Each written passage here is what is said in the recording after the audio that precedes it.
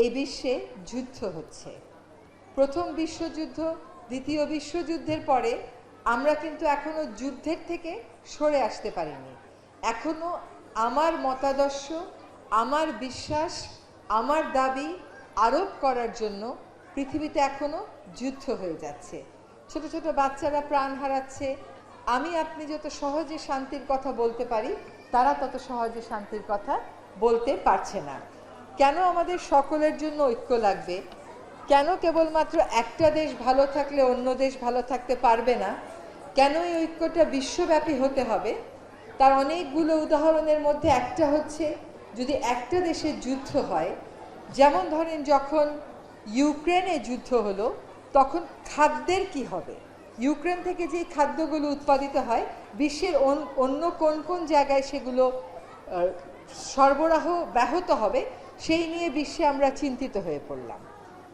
আবার যখন আমরা প্যালেস্টাইনে যুদ্ধ দেখি, এটা আবার আমাদেরকে অন্য একটা বার্তা দেয় যে এই যুদ্ধটা শেষ হতো যদি মতাদর্শিক যে তফাৎ আছে সেটা আমরা অতিক্রম করতে পারতাম এবং মানবাধিকারকেই আমরা সার্বজনীন দেখতে পারতাম। এখন মানবাধিকার নাকি এটা সকল প্রাণের অধিকার, সেটা আবার আরেকটা বিতর্কের বিষয়। তো আবার ঐক্যের কথা বলেন, যখন পৃথিবীতে করোনা আসলো, যখন করোনার মতো মহামারী আসলো, তখন কিন্তু বিশ্বের জনগোষ্ঠী আবার এক হয়ে গেল। তারা দেখলো যে এই বিষয়টা মানুষের জন্য, গোটা পৃথিবীর মানুষের জন্য একটা হুমকি স্বরূপ, মানব সভ্যতার জন্য, মানব অস্তিত্বের জন্য হুমকি স্বরূপ। তখন কিন্তু তারা ঐক্যবদ্ধ হয়ে করোনার মতন একটা মহামারীকে আমরা প্রায় 3 বছরের মধ্যে একটা নিয়ন্ত্রণে আনতে পেরেছি। এখান থেকেই প্রমাণিত হয় যে আমরা যদি ঐক্যবদ্ধ থাকি আর পৃথিবীর কল্যাণে আর মানুষের কল্যাণে কাজ করি, তাহলে কিন্তু অনেক বড় চ্যালেঞ্জকে আমরা মোকাবেলা করতে পারবো।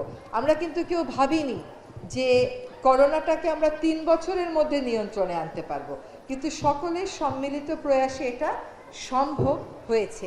আমরা উদাহরণ দিচ্ছিলাম গুটি বসন্তের, সেখানে কতদিন লেগেছে, কত লক্ষ লোক মারা গেছে, কিন্তু সেই তুলনায় আমরা বিশ্ব সম্প্রদায় এক হতে পেরেছিলাম বলেই করোনার মতন মহামারীকে আমরা নিয়ন্ত্রণে আনতে পেরেছি।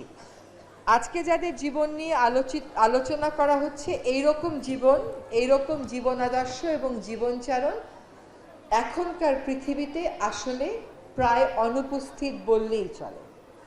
আমরা যতই বলি আমরা জাতিকে ঐক্যবদ্ধ করতে চাই, বিশ্বকে ঐক্যবদ্ধ করতে চাই, কিন্তু আমাদের মধ্যে ক্ষুদ্র ক্ষুদ্র স্বার্থগুলো এমনভাবে গ্রথিত হয়ে গেছে, ওই স্বার্থগুলোর চিন্তা এমনভাবে গ্রথিত হয়ে গেছে, সত্যিকার অর্থেই ব্যক্তি স্বার্থের ঊর্ধ্বে উঠে কাজ করা অনেক সময়ই সম্ভব হয়ে ওঠে না।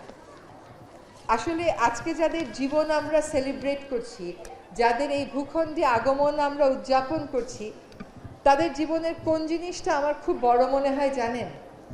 আমার মনে হয় তাদের ত্যাগটা সবচাইতে বেশি বড়, এবং এই ত্যাগটাই আসলে বড় জিনিসটা অর্জন করতে শিখিয়েছে। আমরা বড় কিছু অর্জন করতে গেলে খালি যা পাই তাই ধরে ধরে আমাদের নিজের থলিতে ভরি, কিন্তু আসলে বড় কিছু করতে গেলে, বড় কিছু হতে গেলে আসলে যা আছে তার থেকে দিতে থাকতে হয় বলেই আমার ধারণা। অন্তত ওনাদের জীবনের যে গল্পগুলো শুনলাম, যে গল্পগুলোর সাথে অল্প বিস্তর আমরাও পরিচিত, সেখানে আমরা দেখেছি যে যত বেশি আমি নিজের জন্য চিন্তা করব তত বেশি আমি বড় হব, এটা ঠিক কথা না। যত বেশি আত্মত্যাগ আমি করব তত বেশি হয়তোবা আমাকে একটা অর্জনের দিকে নিয়ে যাবে, যে অর্জনটা আসলে টেকসই হবে। এখন আমরা বিভক্তটা কেন করি? আমরা ঐক্যের ডাক দেওয়া সহজ, কিন্তু ঐক্য প্রতিষ্ঠা করা সহজ না। তার কারণ হচ্ছে বিভক্তিটা করি আমরা নিজের স্বার্থ সিদ্ধির জন্য। ব্যক্তি পর্যায়েও আমরা 4 ভাই বোন থাকলে সম্পত্তি নিয়ে দ্বন্দ্বে যাই, আমরা সামাজিক পর্যায়েও দ্বন্দ্বে যাই যখন আমাদের কে ধনী কে দরিদ্রের প্রশ্ন আসে, আমরা রাষ্ট্রীয় পর্যায়েও দ্বন্দ্বে যাই, আবার বৈশ্বিক পর্যায়েও আমরা দ্বন্দ্বে যাই। এর বড় কারণ হচ্ছে যে আমরা আমাদের স্বার্থটাকে খুব ছোট করে চিন্তা করি। যে তেল কোম্পানি সে চিন্তা করে আমি যদি তেলের তোলা বন্ধ করে দিই তাহলে আমার অর্থনীতি চলবে কেমন করে। আর আমরা যারা পরিবেশ করি আমরা চিন্তা করি তুমি যদি সারাদিন তেল তোলো তাহলে আমি জলবায়ু পরিবর্তন ঠেকাবো কেমন করে। কিন্তু আসলে পৃথিবীটাকে বাসযোগ্য করতে কি করা দরকার সেটা নির্ধারণ করে কিন্তু আমরা আমাদের কর্মপন্থা ঠিক করি না, বরং যার যার স্বার্থটাকে আমরা আগে প্রোটেকশন দিই এবং তারপরেই আমরা চিন্তা করি আমরা কেমন করে এগোবো। আমরা এমন একটা সময়ে দাঁড়িয়ে আছি যখন আমরা জুলাই এবং অগস্টে বৈষম্যের বিরুদ্ধে বাংলাদেশে একটা রক্তক্ষয়ী সংগ্রাম দেখলাম। এবং এই যে ঐক্যের কথা আমরা বলি, আসলে সমাজে বৈষম্য জিয়ে রেখে তো আপনি ঐক্যের ডাকটা দিতে পারবেন না। আপনাকে সত্যিকার অর্থেই প্রত্যেকটা জায়গা থেকে বৈষম্য সরাতে হবে এবং তারপরেই আপনি ন্যায় বিচার আর ঐক্যের কথা বলতে পারবেন। এখন আগে আপনি বৈষম্য সরাবেন নাকি আগে ঐক্যের কথা বলবেন? আমি তো মনে করি গোলটা আগে ঠিক করে নেওয়া দরকার যে আমি ঐক্যটাতে যাব এবং ওই ঐক্যে যেতে হলে, ন্যায় বিচারে যেতে হলে আমাকে কোন কোন জিনিস সরাতে হবে। আমার সহকর্মী আমাকে কতগুলো জিনিস লিখে দিয়েছে, সেগুলো থেকে কয়েকটা জিনিস ভালো লেগেছে আমার। আমাদের এখনকার লড়াইটা কিসের বলেন? আমাদের এখনকার লড়াইটা, সংগ্রামটা, যাত্রাটা হচ্ছে গণতন্ত্রের পথে যাত্রা, তাই তো? যে আমরা প্রকৃত গণতন্ত্র দেশে দেখতে চাই, আমরা সকলের মতামত প্রতিফলন হয় এটা দেখতে চাই, আমি রাষ্ট্র পরিচালনায় আমার ভয়েসটা দেখতে চাই, আমি আমার অংশগ্রহণ চাই। তো এই যে যত মত তত পথ, এটার সাথে ডেমোক্রেসির যে কোর ভ্যালু তার কি কোনো তফাৎ আছে? তা তো কোনো তফাৎ নাই। কিন্তু আমরা তো আসলে যত মত থাকবে না, মত একটাই থাকবে, এই মতের বাইরে কেউ গেলেই হবে সে এই পন্থা, সে সেই পন্থা, এবং তার আর এখানে এক্সিস্ট করারই কোনো অধিকার নেই। এই যত মত তত পথটা যতবার পড়েছি আমার ততবার মনে হয়েছে যে এটা আসলে এটাই হচ্ছে গণতন্ত্রের আসল স্পিরিট। এবার একটু আসি যে আমাদের যে শ্রী সারদা দেবীর জীবনের কথাগুলো শুনলাম এবং এখানেও পড়লাম, সেখানে আমাকে বলা হলো যে তিনি প্রকৃতির প্রতি অনেক মায়া দেখাতেন এবং তিনি মিতব্যয়িতা এবং সংযমের শিক্ষা দিতেন। এখন দেখেন, এই যে মিতব্যয়িতা এবং সংযম, আজকে পৃথিবীতে যেই দুর্যোগের মধ্যে আমরা আছি তার একটা বড় কারণ হচ্ছে খুব স্বার্থপরতার সাথে অর্থনৈতিক স্বার্থটাকে সুরক্ষিত করা। আজকে আমি যে সেক্টরে কাজ করি, জলবায়ু পরিবর্তন, এটা হলে পৃথিবী থেকে 54টা দেশ হারিয়ে যাবে। এটা হলে আমার বাংলাদেশের 1/3 চলে যাবে সমুদ্রগর্ভে, আমরা 2/3 নিয়ে বাংলাদেশ থাকবে এবং বাংলাদেশের মানচিত্র আমাদেরকে ভিন্ন করে আঁকতে হবে।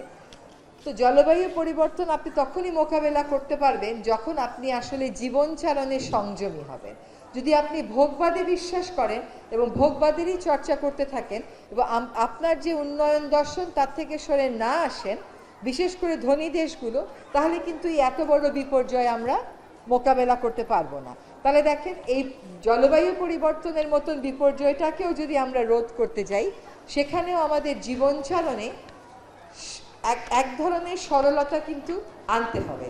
সম্পত্তি কুক্ষিগত করা, সম্পদ কুক্ষিগত করা, ভোগবাদী জীবন যদি আমরা বিলিয়ে দিই, তাহলে সেখানে আমরা কোনোভাবেই পৃথিবীকে একটা সুন্দর পৃথিবী, নিরাপদ পৃথিবী হিসেবে রেখে যেতে পারবো না। এখানে জলবায়ু পরিবর্তনের মতন বিপর্যয় নিয়ে আমাদেরকে চলতে হবে। এবার যদি আমরা যাই যে জীবে প্রেম করে যেজন সেজন সেবিছে ঈশ্বর, দেখেন, কোনো ধর্ম তার অনুসারীদেরকে খারাপ কোনো কথা শেখায় না। আপনি বলেন তো কোন ধর্মগ্রন্থে আপনি পড়েছেন যে মিথ্যা কথা বলা যাবে, অসুবিধা নেই, আপনি এরকম পড়েন নাই। আপনি বলেন কোন ধর্মগ্রন্থে আপনি পড়েছেন হিংসা করা যাবে, অসুবিধা নাই। আপনি বলেন তো কোন ধর্মগ্রন্থে আপনি পড়েছেন যে তোমার মতের সাথে না মিললেই তুমি হত্যা করে ফেলতে পারবে। বরং উল্টো কথা বলা আছে যে যুক্তিসঙ্গত কারণ ছাড়া কোনো মানুষের প্রতি কোনো হিংসাত্মক আচরণ করা যাবে না। কোথায় বলা আছে যা আছে পেটে সব তুমিই খাও, তোমার পাশের অভুক্ত মানুষকে দিও না, এটা কিন্তু কোথাও বলা নেই। এই যে আজকে যে বুদ্ধিজম, এখানেও দেখেন অহিংসা একটা অনেক বড় মূল্যবোধ, বা ওটাই হচ্ছে ওদের মূল স্তম্ভ। তাহলে আজকে আমরা যারা পরিবেশবাদ করি তারাও কিন্তু একই কথা বলি যে আমরা যদি অ্যানথ্রোপোসেন্ট্রিক হই, মনুষ্য কেন্দ্রিক হই, তাহলে আমরা কোনোদিনও পৃথিবীর প্রতি সুবিচার করতে পারবো না। আমাদেরকে হতে হবে ইকোসেন্ট্রিক, নেচার সেন্ট্রিক। আমরা প্রকৃতিকে জয় করবার চেষ্টা করে কোনো লাভ হয় না। তো প্রকৃতির উপরে তো কেউ যুদ্ধ করে জয়ী হতে পারেনি এখনো পর্যন্ত। প্রকৃতি থেকে শিক্ষা নিয়ে নতুন নতুন উদ্ভাবনের সুযোগ আছে, কিন্তু প্রকৃতির উপর জয়লাভ করার তো কোনো সুযোগ আমরা কোথাও দেখতে পাচ্ছি না। আপনি একজন মানুষ ভালো কাজ করলে সমাজে সে ভালো হিসেবেই পরিচিত হবে, তা সে যেই ধর্মের, যে বর্ণের, যে গোত্রেরই হোক না কেন। আর একজন মানুষ খারাপ কাজ করলে সমাজে ইভেনচুয়ালি সে খারাপ হিসেবেই পরিচিত হবে, সেখানেও তার ধর্ম বা গোত্র বা বর্ণ যাই হোক না কেন। তো ভালো যে মূল্যবোধগুলো আছে এগুলোর চর্চা তা যেই ধর্মেরই হোক না কেন, সব ধর্মেই তো করার সুযোগ আছে। আপনি দেখেন যে কোনো ধর্ম হানাহানি, কোনো ধর্ম অনৈক্য, কোনো ধর্ম ঝগড়াঝগড়ি, কোনো ধর্ম অবিচার, মিথ্যা, এগুলোকে কি প্রশ্রয় দিয়েছে? আমার জানা মতে তো প্রশ্রয় দেয়নি। তাহলে এই সকল বিষয়ে যে সত্যের প্রসার ঘটাবো, মিথ্যার প্রসার ঘটাবো না, এইগুলো জায়গাতে ঐক্য হতে আমাদের সমস্যা কোথায়? অন্যকে সম্মান করব, অসম্মান করব না, এই জায়গাতে ঐক্যবদ্ধ হতে আমাদের সমস্যা কোথায়? কতগুলো বিষয়ে জাতি হিসেবেও কিন্তু আমরা ঐক্যবদ্ধ হতে পারি না আসলে। সেখানেও আমাদের সংকীর্ণ ব্যক্তিগত সংকীর্ণতা, দলীয় সংকীর্ণতা, অর্থনৈতিক স্বার্থ সব কিছুই চলে আসে। আমরা এত বছরে ওই জিনিসগুলো তো ওইভাবে করে চর্চা করিনি। তো এখন এই বিশেষ দিবসগুলো যখন আসে, তখন আসলে ভালো কাজই যে আপনাকে ভালো মানুষ হিসেবে পরিচিত করিয়ে দেবে, এবং একটা মানুষ, একটা সমাজের মানুষেরা যত ভালো কাজ করবে সেই সমাজ যে তত বেশি ভালো সমাজ হিসেবে পরিচিত হবে, এটাই তো এখনো পর্যন্ত পৃথিবীতে সত্য। আপনি যদি সিঙ্গাপুরে যান, আমরা সবাই সিঙ্গাপুরের মতন হয়ে যেতে চাই, কিন্তু সিঙ্গাপুরের নাগরিকেরা হাটে আর ময়লা ফেলে, এটা হয় না কোনোদিন। তো আপনাকে ওদের থেকে তো ভালো জিনিসটা শিখে নিতে হবে। আপনি ওদের থেকে ভালো জিনিসটা না শিখে গেলে আপনি বসে থাকবেন আর আপনার দেশটা সুন্দর হয়ে যাবে, এটা তো আসলে কখনো হতে পারে না। তো এই যে ধর্মে ধর্মে বন্ধন, গোত্রে গোত্রে বন্ধন, সমাজে সমাজে বন্ধন, পরিবারে পরিবারে বন্ধন, রাষ্ট্রে রাষ্ট্রে বন্ধন, এইটার মাধ্যমেই আসলে আমাদেরকে ভালো মূল্যবোধগুলোর জন্য ঐক্যবদ্ধ হতে হবে। তারপরে যার যার ধর্মের চর্চা তার তার, তারপরে যার যার ভাষার বয়ান তার তার, তারপরে যার যার বিশ্বাস তার তার, কিন্তু মিথ্যা যে বলা যাবে না, অন্যের ক্ষতি যে করা যাবে না, ভোগবাদে যে জীবন দিয়ে দেওয়া যাবে না, নিজে কাজ না করে বসে থেকে আশা করব যে অটোমেটিক্যালি পৃথিবী আমার জন্য বদলে যাবে, দেশ আমার জন্য বদলে যাবে, এটা কোনোদিনও হবে না। এবং আরেকটা ভালো কথা আজকে আস্তে আস্তে পড়লাম যে অন্যের দোষ না খুঁজে নিজের দোষ খুঁজো। নিজেকে যত বেশি সংশোধিত করতে পারো, সেটাই হচ্ছে আসল রেকটিফিকেশনের প্রসেস, আসল পিউরিফিকেশনের প্রসেস। আমি সারাক্ষণ ধরে আছি আপনার এটা দোষ, ওর ওটা দোষ, ওর ওটা দোষ, আমার কি দোষ?